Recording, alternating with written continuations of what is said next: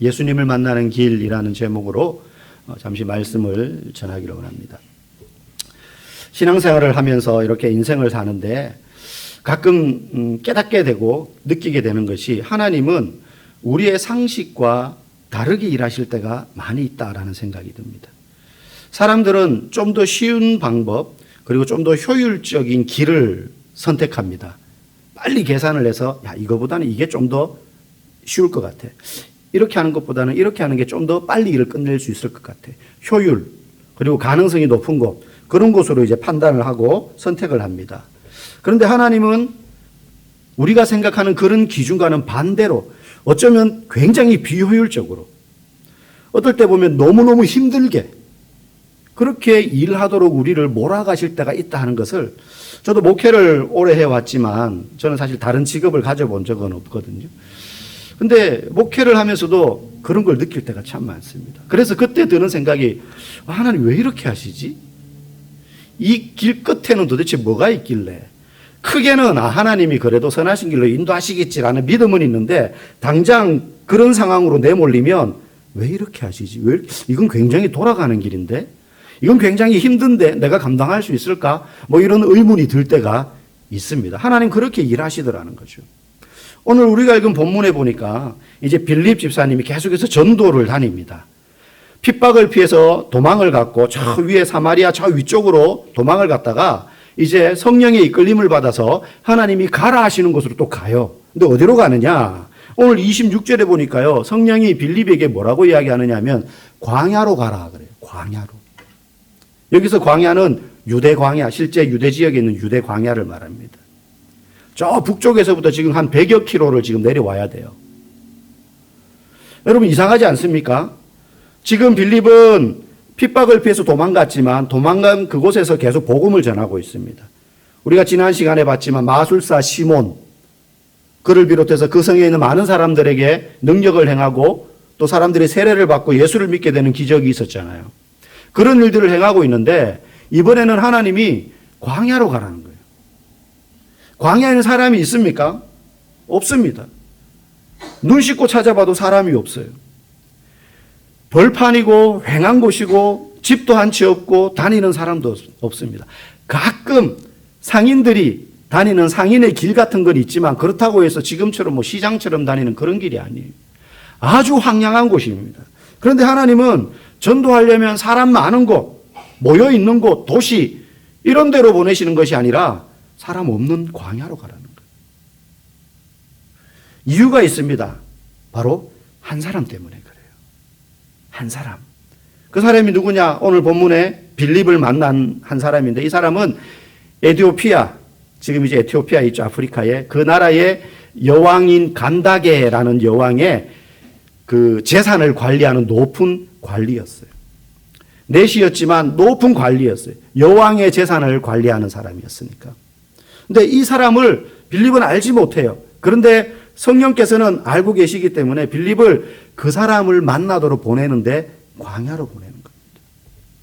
여러분 여기서 우리가 맞닥뜨리는 바로 의문이 그겁니다. 왜 하나님은 광야와 같은 곳으로 우리를 보내실까?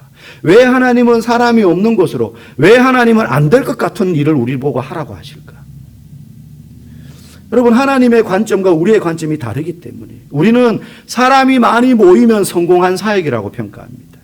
돈을 많이 벌면 내가 성공한 인생이라고 생각합니다. 사람들이 나를 칭찬해 주면 내가 잘 살고 있구나라는 생각을 합니다. 그런데 하나님은요 한 사람도 충분한 사역이다라고 말해요. 너에게 붙여주는 그 한 사람, 너는 알지 못하지만 내가 예비한 한 사람을 너에게 붙여주겠다는 거예요. 우리에게도 마찬가지입니다. 여러분에게도 마찬가지예요. 신앙생활을 하는데 내가 구원받은 것만 해도 너무 감사하죠. 그런데 거기서 하나님은 우리에게 뭘 원하시느냐? 너에게 붙여준 한 사람이 있어. 내가 그를 너에게 맡긴다. 그런데 그가 있는 곳이 광야라는 거예요. 광야라는 거예요. 잃어버린 한 영혼, 방황하는 한 영혼, 길이 없어서 물이 없어서 갈급함 가운데 살아가는 그 영혼이 있으면 그곳이 바로 물이 없고 길이 없는 광야와 같은 곳이라는 거예요. 많은 사람이 모여 있는 것 같지만 우리가 사는 지역에 그곳에 광야 같은 곳을 헤매는 영혼이 있다는 거예요. 그냥 잘 먹고 잘 사니까 아무 문제 없는 것 같지만 그 영혼은 지금 물이 없어서 목말라가고 인생의 길을 어디로 가야지 정말로 참된 인생의 길인지 알지 못해서 방황하는 길 잃어버린 영혼들이 있다는 거죠. 빌립은 사람이 많은 곳에서 복음을 전하고 있었어요. 그런데 하나님이 그를 강제로 사람 없는 광야로 보내셔서 한 사람을 만나게 하십니다. 여러분에게도 잃어버린 한 영혼을 맡기십니다. 분명한 것은 하나님은 어떤 한 사람을 구원했을 때 그 사람 혼자 잘 믿다가 가만히 있다가 천국 가는 걸 하나님은 절대 원하지 않으세요. 만약에 그랬다면 예수님께서 부활하시고 난 다음에 제자들을 만나셔서 너희들로 사람을 낚는 어부가 되게 하겠다. 땅끝까지 이르러 내 증인이 되라. 이런 말씀 하실 필요 없고 얘들아 너희끼리라도 잘 숨어 있다가 죽지 말고 신앙생활 잘 하다가 조용히 있다가 천국 가면 돼. 그렇게 보존하면 되잖아요. 근데 예수님 그렇게 하지 않으셨거든요. 나가서 전하라 그랬거든요. 왜? 잃어버린 영혼이 광야에서 헤매고 있기 때문에. 광야에서 헤매고 있기 때문에. 그 한 영혼을 위해서 여러분들을 일터로 보내신 거예요. 그 한 영혼을 위해서 여러분들 지금 일하는 그곳에 서 있는 거예요. 그 한 영혼을 위해서 지금 우리 교회도 여기에 있는 것이고 여러분들도 여기에 와 있는 거예요. 우리 교회가요. 제가 어제도 우리 형제교회 한 목사님 교회가 이제 교회를 건축하는데 이제 입당 예배 드리는데 제가 다녀왔는데 사람을 모으려고 했다면 사실 저는 여기까지 오지 않아도 돼요. 우리 분립 개척해준 그 화성에 있는 그 교회에 저만 여기 왔고 나머지 한 7개 분립된 교회는 다 그 동네에 있어요. 그러니까 성도들이 분립해서 따라 나가기가 굉장히 쉽죠. 뭐 이사 갈 필요도 없고 직장을 옮길 필요도 없고. 제가 만약에 사람을 많이 모으려고 했다면 여기 올 필요 없어요. 저는 여기 아는 동네가 아니에요. 그 전까지 개척 전까지 청북이라는 동네가 있는지도 몰랐어요. 저는. 그런데 하나님이 저와 여러분들을 이곳에 보내신 이유는 이와 같은 이유예요. 여기가 광야이기 때문이고 한 영혼이 거기서 기다리고 있기 때문이라는 거예요. 하나님이 찾으시는 한 영혼이 있기 때문에 이곳에 우리를 보내신 줄 여러분 믿으시기 바랍니다. 사람이 없어서 광야가 아닙니다. 시골이어서 광야가 아닙니다. 하나님이 여러분을 통해서 구원하시고자 하는 한 영혼이 있기 때문에 광야인 것입니다. 지금도 이곳에는 갈 길을 알지 못하고 목마른 가운데 헤매고 있는 광야길의 영혼들이 여러분 주변에 반드시 있습니다. 반드시 있습니다. 그 하나님이 찾으시는 영혼을 여러분에게 붙여주셨다는 사실을 여러분 꼭 기억하시기를 주의 이름으로 간절히 축복합니다.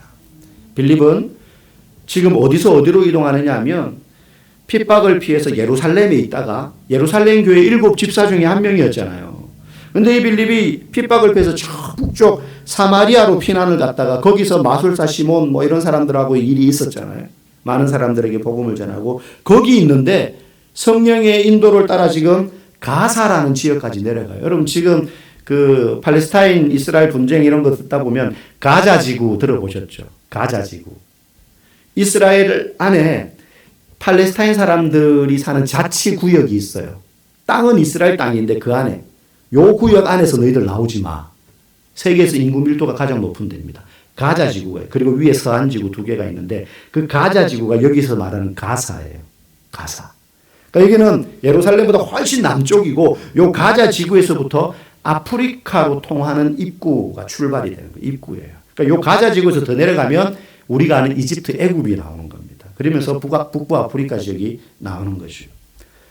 이 거리가 사마리아에서 가자까지 거의 100km 가까이 됩니다. 그리고 광야를 지나가야 돼요. 빌립은 지금 하나님의 명령에 순종해서 복음을 전하려 무려 100km 정도 되는 거리를 내려갑니다. 여러분 이거 보고 우리는 전도는 이런 사람이나 하는 거지라는 생각을 우리가 하기 쉬워요. 아닙니다. 전도는 한 영혼을 사랑하는 마음이 있는 사람이라면 누구든지 할 수 있는 거예요. 여러분 주변에 교회라 나오라는 말, 예수 믿으라는 그 말 한마디를 기다리는 사람이 있어요. 기다리는 사람이 있어요. 어떤 한 분이 열심히 불교를 믿었어요. 학생 때부터 온 집안. 그래서 고등학교 때 그 학교 불교 회장을 했어요. 묵주 막 2개씩 차. 여기 뭡니까? 이거 묵주 아니고 이거 차는 거 있죠. 불교 사람들. 그 2개씩 막 차고 다니면서 불교 막 전도하고 다녔어요. 학교도 불교 재단 학교였어요. 근데 이분이 나중에 사회에 나와서 어른이 되고 뭐 이렇게 하면서 늦게 예수를 믿게 돼요. 근데 예수를 딱 믿게 되면서 제일 먼저 떠오른 얼굴이 누구냐면 고등학교 때 자기 반에 있던 그 목사님 아들. 목사님 아들이 자기 반에 있었는데 걔가 제일 먼저 떠오르더라는 거예요. 그래가지고 수소문해가지고 그 친구 연락처를 찾아서 야 오랜만이다 만나자 해서 만났어요. 그래서 그 목사님 친구는 이제 너무 반가워서 야 어떻게 살았냐 지금 뭐하냐 이렇게 하는데 얘가 첫 마디가 너 그때 나보고 왜 교회 가자는 말 한마디도 안 했어. 그때 네가 나한테 한마디만 했다 그러면 내가 허송세월 안 보내고 더 일찍 예수를 믿어서 이 좋은 신앙생활을 했을 텐데 왜 그때 나한테 한마디도 안 했냐 이제 그거를 막 이야기를 했다는 거예요. 근데 이 목사님 아들은 또 이제 나름대로 이제 할 말이 있죠. 야 그때 감히 너한테 전도할 생각조차 할 수 없었다는 거예요. 이거 뭐 2개씩 차고 열심으로 다니면서 교회 다니는 애들 핍박하고 말이죠. 불경 막 귀에다 때려 막 받으면서 읊어주고 뭐 이런 열심히 있는 불교 신자였고 학생회장이었는데 네가 예수를 믿을 거라고는 상상도 못했다는 거죠. 근데 얘는 네가 그때 한마디도 나한테 교회 가라는 말 한마디도 안 해가지고 내가 이렇게 허송세월 보냈다고 막 이렇게 추억을 웃고 주고받으며 나눴다고 합니다. 여러분 주변에 기다리는 사람이 있어요. 기다리는 사람이 반드시 있습니다. 그러면 어떤 사람이 전도를 잘하느냐? 전도를 잘하려면요. 전도 잘하는 기술을 익혀서 되는 게 아니고 어떤 전도 프로그램 훈련을 받아서 되는 게 아니라 먼저 좋은 사람이 돼야 돼요. 전도 잘하려면 좋은 사람이 되어야 됩니다. 가장 좋은 사람이 가장 좋은 전도자예요. 가장 좋은 사람. 왜냐하면 사람들은 좋은 말에 귀 기울이는 것이 아니라 좋은 사람이 하는 말에 귀 기울이기 때문입니다. 여러분 우리가 아무리 좋은 성경 말씀을 가지고 복음을 전해도 그 사람이 행실과 언행이 평판이 나쁜 사람이면 그가 아무리 하나님의 말씀을 전해도 사람들 듣지 않습니다. 속으로 뭐라 그럽니까? 니나 잘 믿으라 그래요. 그런데요 성경도 잘 모르고 말주변도 좀 없어도 그 사람이 좋은 사람이에요. 그러면 그가 하는 말을 진실로 받아들입니다. 저 사람이 하는 말은 믿을만해. 내가 성경을 믿지 않지만 저 사람은 믿으니까. 저 사람이 거짓말할 사람은 아니야. 여러분 좋은 사람이 되는 것은 어렵지 않습니다. 전도할 때요. 먼저 전도하려고 하지 마세요. 먼저 전도하려고 하지 마세요. 전도할 때 길에서 전도지 나눠주고 이렇게 하지 말고 여러분 동네에 있는 상가에 뭐 카페도 좋고 어디 들어갈 것 아닙니까? 그러면 일주일에 한 번씩 꼭 가세요. 이왕이면 같은 시간에 가면 좋아요. 그렇게 가서 그냥 대화하세요. 제 말은 친구가 되라는 겁니다. 좋은 이웃이 되라는 겁니다. 그 사람과 신뢰관계를 쌓으라는 겁니다. 의도와 목적을 가지지 않고 그냥 대화하고 들어주는 거예요. 요즘 장사 힘들지 않냐? 다 자영업 하시는 분들 힘들잖아요. 어디 사시냐? 뭐 이 동네 사는 수도 있고 다른 동네 살 수도 있고 애들 몇 명이냐? 그런 이야기 나누는 거예요. 일주일에 한 번씩 가요. 절대 교회 오라는 소리 먼저 하지 마십시오. 결국 그 사람이 알게 됩니다. 이야기 나누다 보면 교회 다니시죠? 물을 수 있어요. 그렇게 물으면 먼저 물을 때 그래도 교회 나오라는 저 교회 다닙니다. 그렇게 대답해요. 그러면 그 사람이 이렇게 이야기하고 왜 교회로 하는 소리 안 합니까? 아니면 저 전도하려고 혹시 이렇게 하시는 거예요? 아니면 속으로 그렇게 생각할 수 있죠. 그때 이렇게 말하세요. 난 당신과 이야기하고 싶은 거지 당신 교회 데리고 오려고 여기 오는 거 아니라 커피가 맛있어서 오는 거지 내가 당신 교회 데리고 가려고 여기 오는 거 아니라고. 그런데 여러분 이 말을요 진심으로 하셔야 됩니다. 진심으로 하셔야 돼요. 전도하지 말라는 게 아니에요. 전도라는 목적을 위해서 그 사람을 만나지 말고 여러분들이 살고 있는 그 동네에서 이웃 사람들에게 먼저 좋은 사람이 되라는 거예요. 좋은 이웃이 되라는 겁니다. 그리고 그 사람이 나중에 어느 때가 돼요. 교회 갈 마음을 먹게 되는 건 내가 하는 게 아니라 누가 하는 거예요? 성령께서 하시는 거예요. 그러면은 나는 그냥 거둬들이는 거예요. 막 그 사람을 어떻게 이 사람의 마음을 사서 친절을 베풀어서 신뢰관계를 쌓아서 이 사람을 내가 교회 데리고 가야지. 그렇지 않아도요. 하나님이 붙여주는 사람은요. 만나게 하셔요. 그래서 먼저 좋은 사람이 되시는 게 중요합니다. 오늘 빌립은요. 성령께서 지시하는 대로 그 먼 거리를 이동해서 광야에 갔더니 만남의 기회를 주셨어요. 하나님은 항상 전도자에게 두 가지를 준비해 주십니다. 성도에게. 말씀을 찾는 사람과 말씀을 전하는 사람. 그런데 우리 주변에는 말씀을 찾는 사람은 늘 준비되어 있습니다. 문제가 뭐예요? 말씀을 전하는 사람이 없기 때문에 그래요. 말씀을 찾는 사람은 누군지는 모르지만 우리 주변에 감추어져 있어요. 가라지 속에, 가라지 틈에 알곡이 자라듯이 우리 주변에 찾으신 한 영혼이 있단 말이죠. 그런데 말씀을 전하는 자가 없으면 그 둘이 만날 수가 없어요. 우리가 말씀을 전하는 자가 된다면 하나님은 하나님의 타이밍에 그 말씀을 찾는 사람과 전하는 자를 만나게 하실 것입니다. 그때 전도가 이루어지고 영혼 구원이 이루어져요. 여러분 모두가 그렇게 말씀을 전하는 사람이 되기를 주의 이름으로 축복합니다. 오늘 이 본문의 내시가요, 성경을 읽고 있었어요. 빌립이 광야에 갔는데 마차를 타고 가고 있는 이 내시를 본 거예요. 근데 보니까 이 사람이 놀랍게도 성경을 읽고 있습니다. 지금 아프리카에서요, 가장 기독교 인구가 많은 나라가 에티오피아예요. 에티오피아가 지금 기독교 인구가 가장 많아요. 에티오피아에 가면요, 바위산에 지금 우리가 믿는 이런 식의 기독교와는 좀 모양은 다르지만 개신교 일파 중에 하나인 교단이 있어요. 정교회인데요. 러시아 정교회는 아니고요. 바위산 굴 안에 교회가 있어요. 그 굴이 여러분 바위산이라고 하는데 우리가 생각하는 그냥 돌 많은 산이 아니고요. 그냥 암벽이에요. 근데 길이 없어요. 근데 그 산 700m 높이에 굴이 뚫려 있는데 그 굴이 교회예요. 그래서 어떻게 교회를 가는지 아십니까? 그 동네 사람들이 암벽 등반을 해요. 아무런 도구 없습니다. 맨손으로. 그게 800년, 900년 동안 그 교회가 유지되어 오고 있어요. 거기 어떤 아이가요, 자기 소원이 그 교회의 사제가 되는 거예요. 그래가지고 12살짜리 애가요, 8살 때부터 그 교회를 암벽 등반을 해서 가요. 매일. 맨손으로. 여러분 보면 깜짝 놀랍니다. 거기로 올라가가지고 그 교회를 가요. 거기에 무슨 이런 거 없어요. 조명도 없어요. 촛불 켜놓고 동굴이니까. 그리고 거기 보면요, 뭐 이렇게 성경에 나오는 그런 유물 같은 것들이 이렇게 들어있긴 한데, 그 앞에서 예배 드리고 내려와요. 내려올 때도 그렇게 내려와야 돼요. 암벽 등반. 아무것도 없어요. 줄 하나도 없어요. 맨 돌산을 깎아지른 절벽. 여러분, 그곳이 에티오피아의 교회가 지금도 그렇게 신앙을 이어오고 있어요. 오늘 본문에 이 에티오피아의 내시가 이사야서를 읽고 있는데 놀랍게도 뜻도 모르고 읽고 있습니다. 읽기는 읽는데 무슨 뜻인지 몰라요. 여러분들도 그럴 때 많죠. 목사가 앞에서 읽어라 써라 막 이러니까는 막 읽고 쓰기는 하는데 쓰면서도 내가 지금 쓰는 게 무슨 내용인지 사실 모르고 기간은 다 돼가지 막 그럴 때도 있습니다. 어떤 집사님이 그래서 뜻도 모르고 막 성경을 읽고 있는데 뜻은 모르겠는데 딱 하나 성경을 읽으니까 좋은 점이 있대요. 그게 뭐예요? 그러니까 성경을 읽으면 언제 잠든지 모르게 잠에 빠져가지고 숙면을 취한다는 거예요. 뭐 자려고 누웠는데 막 공상이 생겨 잠이 안 오고 이런 거 없다. 성경책 펴면 그냥 꿀잠을 잔다고. 그것도 유익이라면 유익입니다. 성경에 하나님께서 사랑하시는 자에게 잠을 주신다 그랬으니까 말씀을 통해서 사랑을 듬뿍 부어주시는 거라고 생각을 합니다.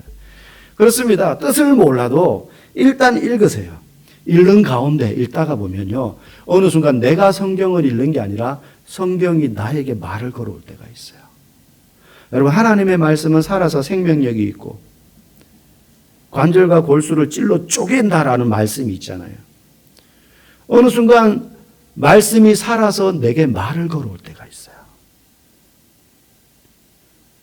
굳어있는 내 마음을 헤집어 놓을 때가 있어요. 어떤 분이 목사님, 저는 하나님이 살아계신 증거를 보고 싶습니다. 저의 미직지근한 신앙, 하나님이 살아계시다는 증거를 확실히 보면 정말로 불타오르는 신앙으로 내가 확실히 믿을 수 있을 것 같습니다. 이런 분들이 있습니다. 이 중에도 그런 분들이 있을 수 있어요. 여러분, 그런 분들에게 제가 이렇게 권하고 싶어요. 하나님이 살아계시다는 거 보고 싶으면 성경을 읽어라. 눈에 보이는 증거를 보기 전에 성경을 읽어라. 이 속에 살아계신 하나님이 계시다는 거예요. 예수님이 마귀에게 광야에서 시험 받으셨죠. 시험 받으실 때 무슨 신비한 주문이나 능력으로 마귀를 물리치신 게 아닙니다. 신명기 8장 말씀을 언급하면서 마귀를 물리치신 거예요. 사람이 떡으로만 살 것이 아니요 하나님의 입으로 나오는 모든 말씀으로 살 것이라. 예수님조차도요, 능력이 있는데도 불구하고 말씀을 외쳐서 마귀를 물리치는데, 우리가 인생을 살아가면서 당하는 얼마나 많은 시험과 어려움과 고난이 있습니까? 그런데 성경 하나 읽지 않고 그걸 물리친다? 있을 수 없는 일입니다. 성경을 읽지 않으니까 뭘로 자꾸 이겨내려고 해요? 내가 가진 것으로 이기려고 해요. 그러다 보니까 못 이기고 계속 지는 거예요. 쓰러지는 겁니다. 그런데 이 내시가 지금 마차를 타고 가면서도 성경을 읽어요. 빌립이 내시에게 다가와서 말합니다. 읽는 게 무슨 뜻인지 알고 있느냐? 내시가 솔직하게 말해요. 무슨 뜻인지 모르겠습니다. 좀 가르쳐 주세요. 그래서 빌립이 가르쳐 줍니다. 지금 내시가 그렇게 열심히 읽으면서도 무슨 뜻인지 모르고 궁금해하니까 성령께서 빌립을 만나게 하셔서 깨닫게 하시잖아요. 안 읽으면 궁금한 일도 없고 빌립을 만날 일도 없고 말씀을 깨달을 일도 없었을 거예요. 여러분, 성경을 읽을 때 우리에게 주시는 그런 은혜가 여기서 시작되는 거예요. 저도 매주 토요일마다 7시에 몇 분과 함께 이제 동네 카페에 모여서 일주일에 2장씩 읽은 성경을 가지고 함께 나눔을 합니다. 뭐 어려운 막 그런 풀이를 하는 게 아니에요. 이 본문에서 중요한 내용이 뭔지, 깨달은 게 뭔지, 읽을 때 마음에 좀 와닿은 구절이 뭔지, 그게 무슨 뜻인지. 목사의 원래 역할은 여러분을 말씀으로 설득하는 게 아니고 성경을 풀어서 가르쳐 주는 사람이거든요. 그래서 토요일마다 그렇게 하고 있습니다. 사실 상당히 귀찮은 일이에요. 주말 저녁 7시. TV 틀면 재밌는 거 많이 하고 내가 하고 싶은 거 많잖아요. 귀찮은 일이지만 그렇게 하지 않으면 안 되는 거예요. 몸부림치는 것입니다. 혼자서 성경책 보는 것도 좋지만 그렇게 가르침을 받고 그럴 때 말씀을 더 깊이 깨닫고 하나님의 말씀이 내 영혼과 내 삶을 이끌어가는 것을 경험하게 될 줄 믿습니다. 여러분들 그렇게 누군가에게 가르침을 받으며 성경을 배워갈 수 있기를 주의 이름으로 간절히 축복합니다. 성경을 읽고 그 뜻을 배우게 되면서 이 내시는 이제 그리스도인이 돼요. 열심히 읽긴 했는데 무슨 뜻인지 모르니까 믿음이 생기지 않았는데 이제 빌립이 그 뜻을 풀이해 주면서 알게 되니까 이 내시가 그리스도인이 됩니다. 그가 읽고 있는 성경 구절이 이런 거였어요. 32절 말씀 우리 같이 한번 읽어보겠습니다. 그가 도살자에게로 가는 양과 같이 끌려갔고 털 깎는 자 앞에 있는 어린 양이 조용함과 같이 그의 입을 열지 아니하였도다. 아멘. 내시가 이 부분을 읽는데 여기서 말하는 그가 도대체 누군지 모르겠는 거예요. 그래서 이게 지금 이 성경을 이 부분을 쓴 사람을 말하는 겁니까? 아니면 다른 누군가를 가리키는 겁니까? 이렇게 빌립에게 물은 거예요. 그래서 빌립이 가르쳐 주는 겁니다. 그가 누구냐? 바로 예수 그리스도다. 그가 읽고 있던 성경이 이사야서 구약 성경입니다. 근데 빌립이 말하는 거예요. 구약에 말한 이사야 선지자가 말한 여기서 그 도살자에게로 끌려간 양과 같고 털 깎는 자 앞에 있는 어린 양 같았던 그가 바로 예수 그리스도다. 복음을 말한 거죠. 여러분, 우리가 성경에서 교훈도 배우고 도덕도 배웁니다. 어쩌면 이 속에서 인생을 어떻게 살아야 가는지 처세술과 비슷한 지혜를 배울 수도 있습니다. 성경에는 그런 내용들이 가득합니다. 잠언에도 그렇고 시편에도 그렇고요. 그래서 그런 책들을 지혜서라고 말하잖아요. 그런데 우리는 성경에서 진짜 발견해야 될 분이 있는데 바로 예수 그리스도예요. 성경에서 우리가 정말 만나야 될 분이 바로 예수님이시라는 거예요. 그분을 인격적으로 만나야 돼요. 그것은 예수님이 왜 나를 위해서 죽으셨는지, 그분이 나를 위해서 죽으신 사실을 믿으면 내가 어떻게 되는지, 그 이후로 나는 어떤 삶을 살아야 되는지, 내 인생을 바꾸고 내 영혼을 바꾸고 나의 내세를 변화시키는 그러한 진리가 예수 그리스도를 만날 때 깨닫게 되는 것이고, 그때 인생의 목적과 길이 변하게 되므로 진짜 그리스도인이 되어서 이 땅을 살아갈 수 있게 되기 때문이에요. 지금 이 내시가 뜻도 모르고 읽던 이사야서 53장을요 오늘날 현대 유대인들은 읽기 싫어합니다. 잘 안 읽어요. 이 부분이 넘어오면 대충 읽고 그냥 패스해서 넘어가요. 이사야서 53장. 실제로 솔로몬 긴스버그라는 유대인이자 브라질에서 선교사가 되어서 선교를 한 분이 계십니다. 이 사람이 이제 유대인이고 아버지는 정통 유대인 랍비예요. 그러니까 어릴 때부터 얼마나 성경 교육을 철저히 아버지한테 받았겠습니까? 그가 어렸을 때 어느 날 이사야 53장을 읽다가 아버지한테 물어요. 여기서 말씀하는 그가 누구예요? 내시가 한 질문이랑 똑같은 거예요. 아버지에게 물었어요. 그런데 아버지가 대답은 안 하고 걔가 읽던 성경을 탁 뺐더니 뺨을 쫙 때린 거예요. 나중에 걔는 영문도 모르고 뺨을 맞았어요. 나중에 어른이 되었고 이 긴스버그가 영국에 유학을 가게 됩니다. 그런데 거기서 예수를 믿는 유대인 자기 동족을 만나게 돼요. 그리고는 그리스도인이 됩니다. 그리고 나서 비로소 자기가 물었다가 아버지한테 뺨 맞았던 그 이사야서 53장에 말하는 그분이 예수를 가리킨다는 사실을 알게 됩니다. 그리고 성경을 다시 읽게 되면서 그가 어릴 때 아버지로부터 랍비인 아버지로부터 교육받았던 성경에 심지어 창세기에 나오는 모든 내용부터 성경 전체가 바로 예수님을 이야기하고 있구나라는 사실을 깨닫게 되면서 그가 선교사로 헌신하게 됩니다. 그래서 브라질에 가서 선교를 하게 돼요. 여러분, 예수를 믿는다는 것이 무엇입니까?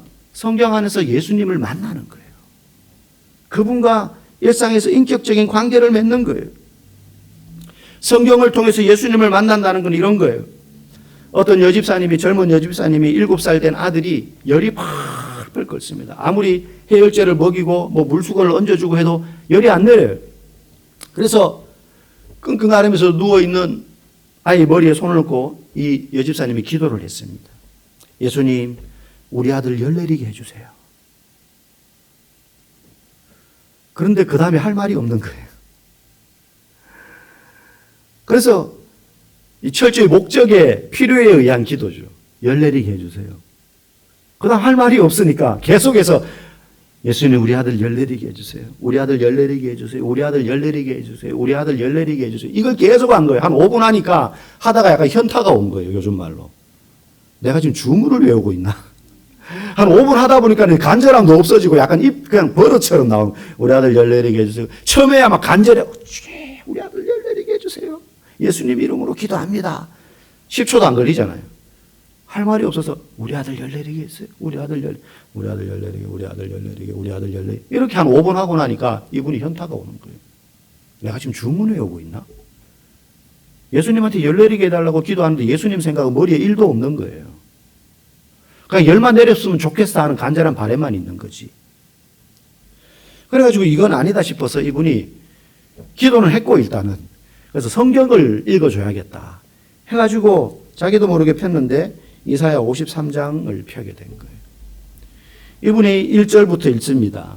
우리 화면에 한번 같이 읽겠습니다. 1절 말씀. 우리가 전한 것을 누가 믿었느냐? 여호와의 팔이 누구에게 나타났느냐? 이렇게 2절, 3절 읽어가고 4절을 읽게 됩니다. 4절 말씀.